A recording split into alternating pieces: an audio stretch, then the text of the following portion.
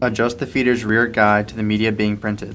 In this instance, for tithing envelopes, the guide should be set to 5 1/8 inches. Lock the rear guide using both thumb screws. Place one envelope on the feeder.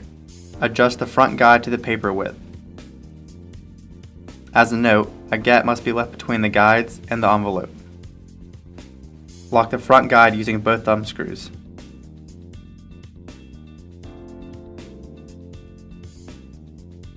Place the envelopes on the rear green belts. The envelopes should be loaded with the flap up and the face of the envelope facing the rear of the feeder, as shown. Hold the advance button to tile the envelopes into the printer. Continue to hold the advance button until 3 to 5 envelopes are under the pickup roller.